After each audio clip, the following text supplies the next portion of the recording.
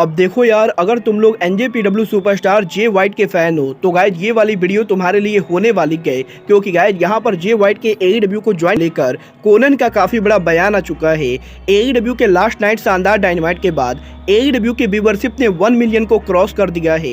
Mark बिस्को और जे lethal के हुए मैच को लेकर बैक स्टेज से बहुत बड़ी अपडेट आ रही है। सीएम पंक के डब्ल्यूडब्ल्यू में पॉसिबल रिटर्न को लेकर डब्ल्यूडब्ल्यू के एग्जीक्यूटिव का बड़ा बयान आ चुका है। तो गाइज वहीं एईडब्ल्यू के इंटरनेशनल स्ट्रीमिंग पार्टनर के साथ मल्टी ईयर का टीवी डील साइन कर दिया है। तो गाइज चलिए बिना किसी देरी के शुरू करते हैं इस वीडियो को। और गाइज सबसे पहले बात करेंगे डायनामाइट के व्यूवरशिप की। वल्गार बात करें यहाँ पर एईडब्ल्यू के डायनामाइट के व्यूवरशिप की, तो गाइज जैसा कि आप लोग को याद होगा, लास्ट वीक जब एईडब्ल्यू ने उनका डायनामाइट शो कराया था तो गाइज एईडब्ल्यू के उस डायनामाइट को अमेरिका में करीबन 9,69,000 व्यूवरशिप मिली थी, जो कि 1 मिलियन से कम व्यूवरशिप थी। बट गाइज यहीं अब एईडब्ल्यू के इस हफ्ते के शानदार डायनामाइट शो के बाद और जे ब्रिस्को के एईडब्ल्यू डायनामाइट पर ट्रिब्यूट होने के बाद एईडब्ल्यू के डायनामाइट ने पहली बार 4 महीनों में 1 मिलियन व्यूवरशिप को क्रॉस किया है। और गाइज यहाँ पर फाइनली एईडब्ल्यू के इस हफ्ते के डायनामाइट को 1 मिलियन से ज्यादा व्यूवरशिप मिल चुकी है। और गाइज यहाँ पर लास्ट ईयर अक्टूबर महीने के बाद ये पहली बार 4 महीनों के अंदर हुआ है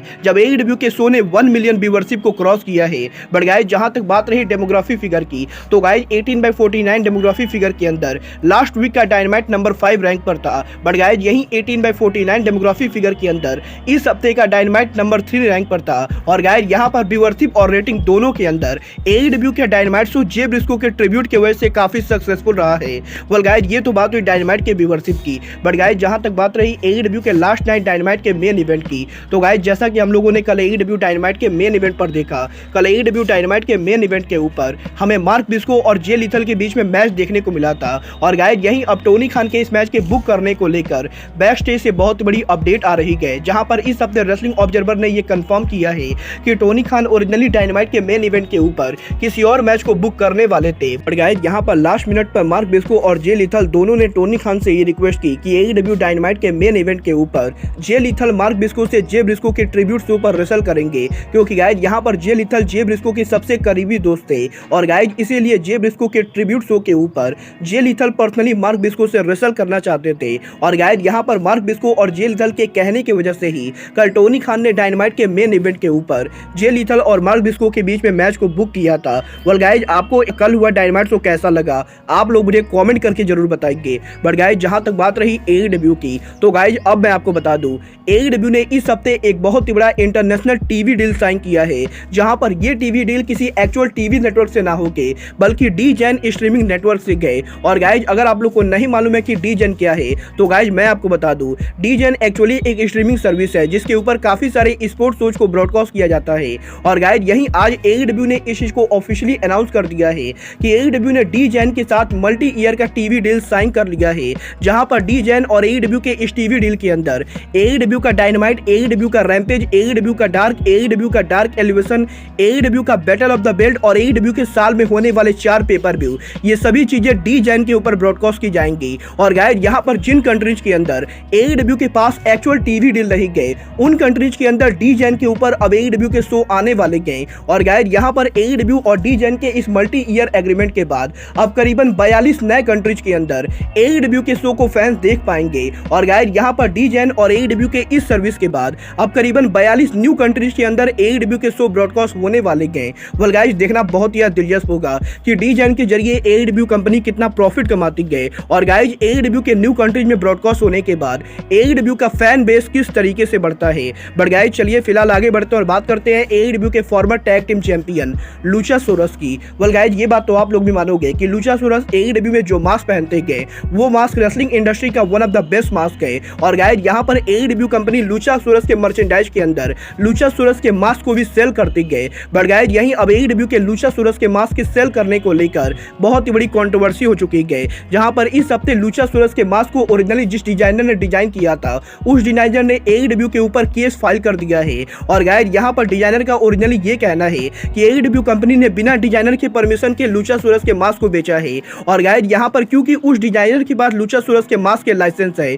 तो गाइज इसीलिए उस डिजाइनर का ये कहना है कि उसके डिजाइनर के पास ओरिजिनली लुचासुरस के मास्क के लाइसेंस हैं और गाइज AEW कंपनी टेक्निकली लुचासुरस के मास्क को नहीं बेच सकती गए। बट गाइज यहाँ पर अब जबकि AEW लुचासुरस के मास्क को बेच रही गए तो गाइज यहाँ पर लुचासुरस के मास्क के ओरिजिनल डिजाइनर ने AEW कंपनी के ऊपर केस फाइल कर दिया है। वेल गाइज देखना बहुत ही दिलचस्प होगा कि टोनी खान इन सभी चीजों को कैसे हैंडल करते गए। बट गाइज जहां तक बात रही AEW की तो गाइज इस हफ्ते लूचा लिब्रे AAA के हेड बुकर कोनन ने एक बार फिर से AEW कंपनी में जे वाइट के पॉसिबल डेब्यू को लेकर बात की गई, जहां पर इस हफ्ते कोनन के लेटेस्ट इंटरव्यू के अंदर कोनन ने जे वाइट के साथ उनके रिलेशनशिप को लेकर बात की गई। और गाइज यहां पर कोनन का ये कहना है कि जब लास्ट ईयर जे वाइट ने इंपैक्ट रेसलिंग पर डेब्यू किया था तो गाइज उस समय कोनन इंपैक्ट रेसलिंग के बैक स्टेज एरिया पर काम कर रहे थे। और गाइज यहां पर कोनन ने जे वाइट से बैक स्टेज एरिया पर काफी बड़ी बात की थी। और गाइज यहां पर कोनन को पर्सनली ये लगता है कि जे वाइट आने वाले टाइम में रेसलिंग इंडस्ट्री के बिगेस्ट सुपरस्टार बनने की कैपेबिलिटी रखते गए।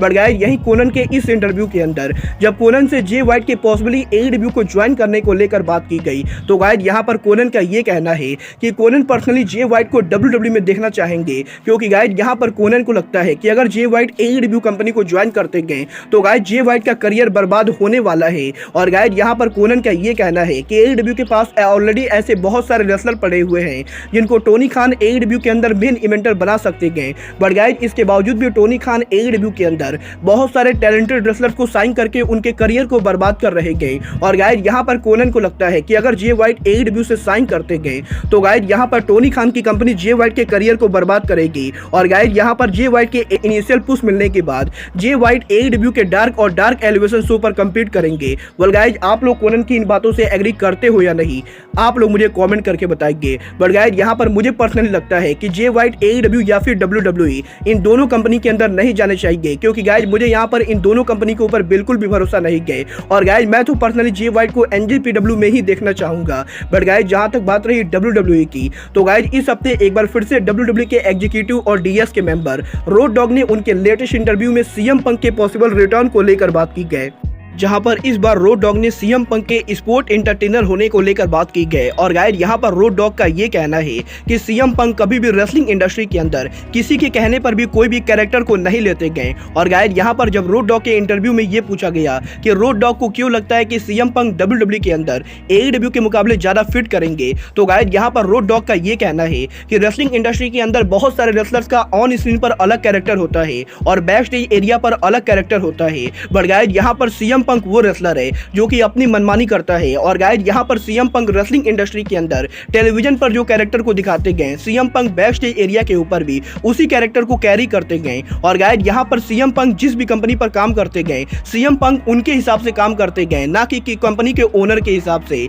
और गाइज इसीलिए रोड डॉग को लगता है कि CM पंक का जिस तरीके का रेसलिंग पर्सोना है CM पंक का वो पर्सोना AEW के मुकाबले WWE में ज्यादा फिट करेगा, क्योंकि गाइज यहां पर CM पंक जिस तरीके से माइक पर वर्क करते गए और गाइज CM पंक जिस तरीके से अपने ओपोनेंट को इवैल्यूएट करते गए वो सभी चीजें WWE के अंदर ज्यादा सूट करती गए, क्योंकि गाइज यहां पर AEW के अंदर AEW कंपनी ज्यादातर रेसलिंग पर फोकस करती गए, जो कि CM पंक अभी इस उम्र में उतनी ज्यादा बढ़िया नहीं कर सकते गए। और गाइज इसीलिए रोड डॉग को ये लगता है कि WWE वो परफेक्ट कंपनी होगी जहां पर CM पंक को उनके करियर का एंड करना चाहिए। और गाइज यहां पर रोड डॉग पर्सनली ये बिलीव करते गए कि CM पंक प्रो रेसलर होने से ज्यादा ओरिजिनली स्पोर्ट एंटरटेनर है। और गाइज इसीलिए CM पंक को प्रो रेसलिंग कंपनी को छोड़ के स्पोर्ट एंटरटेनमेंट कंपनी यानी WWE को ज्वाइन करना चाहिए। वेल गाइज आप लोग रोड डॉग की इन बातों से एग्री करते हो या नहीं, आप लोग मुझे कमेंट करके बताइए। और गाइज आप लोग पंक का WWE में रिटर्न देखना चाहते हो या नहीं, आप लोग मुझे ये भी कमेंट करके बताइए। गाइज अब आज के इस वीडियो में बस इतना ही, मैं मिलता हूँ आपसे अपने अगले वीडियो में। बट गाइज तब तक के लिए goodbye, good night and bang.